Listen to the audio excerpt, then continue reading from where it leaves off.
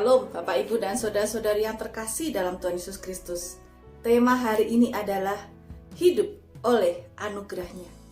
Bacaan terambil dari 1 Korintus pasal yang ke-15 ayat yang ke-10 demikian.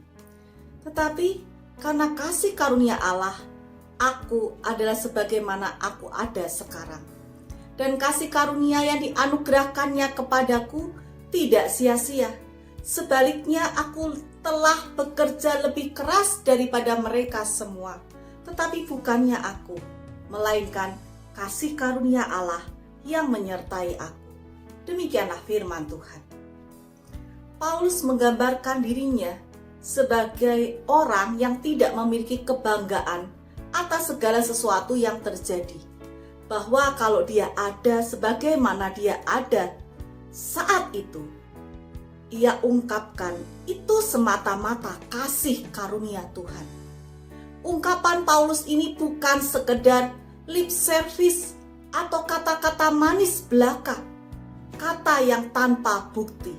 Tetapi ia sungguh membuktikan dengan ia bekerja lebih keras, dan sekalipun ia melakukan hal itu, sekali lagi bukan kehebatan dia, tetapi oleh kasih karunia Allah yang memampukannya. Hidup Paulus sungguh menjadi berkat bagi begitu banyak orang. Sebagian besar tulisan di dalam Perjanjian Baru adalah tulisan Paulus dengan pimpinan Roh Kudus. Di dalam kehidupan kita, mari kita merenungkan. Apakah kehidupan kita juga seperti kehidupan Paulus? Suatu ketika di dalam sebuah percakapan yang terjadi, saya suatu ketika ditanya, bagaimana dengan kehidupan saya? Saya pun menjawab bahwa hidup saya adalah hidup oleh anugerahnya.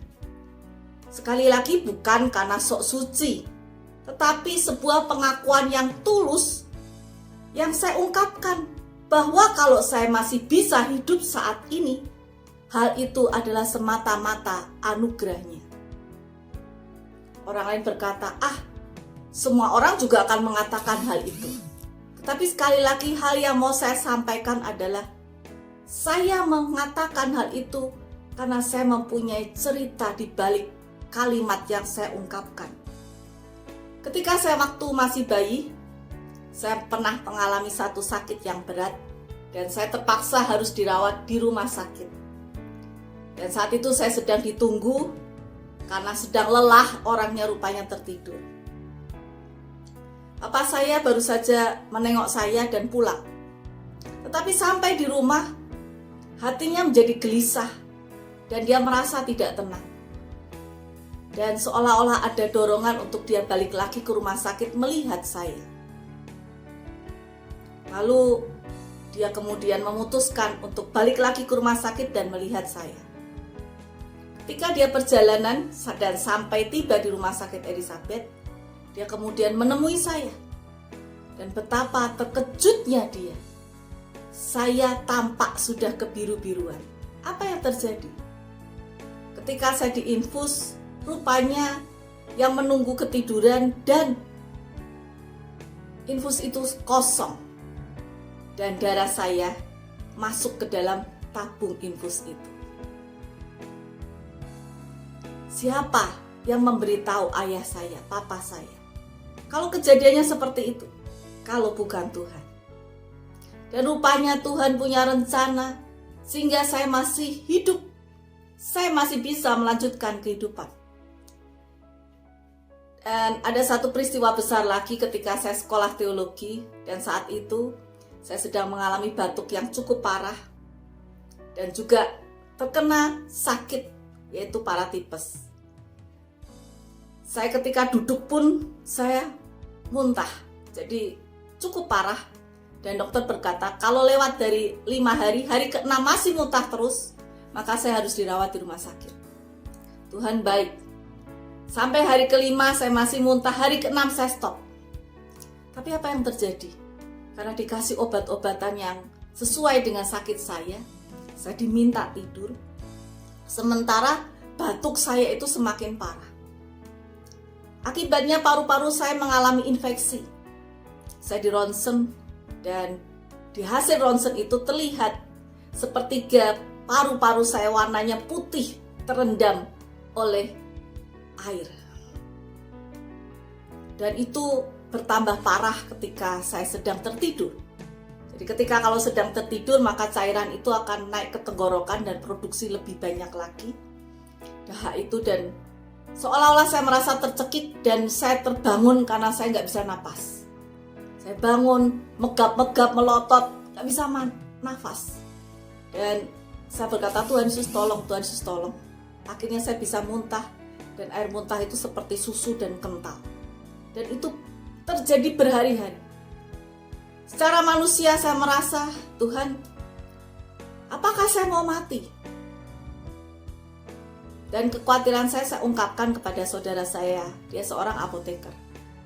Dan kalimatnya menarik, dia katakan demikian, Agnes, kalau Tuhan mau pakai kamu, maka kamu tidak akan mati. Tapi kalau Tuhan mau panggil kamu pulang, toh kamu juga hidup kamu kasih buat Tuhan. Jadi jangan khawatir. Saat itu saya merasa kalimat itu begitu mengena ke dalam diri saya. Dan saya berkata, iya, betul. Kalau Tuhan mau pakai saya, maka Tuhan masih kasih kesempatan saya untuk hidup. Dan karena kondisi sakit saya, akhirnya saya dapat izin dari sekolah teologi untuk pulang, istirahat di rumah, pulang ke kampung halaman ke Semarang. Saya tidak ingat secara tepat kapan kesembuhan yang Tuhan berikan buat saya. Jujur saya sudah lelah, tapi ternyata Tuhan justru memberikan kesembuhan di saat kondisi saya yang saya tidak tahu kenapa ini saya alami, tapi Tuhan berikan kesembuhan. Apa yang kita dapatkan? Yang pertama adalah hidup itu oleh anugerah Tuhan. Mari kita sadari, betul juga kalimat ungkapan orang yang berkata, semua juga akan mengatakan hidup oleh anugerahnya.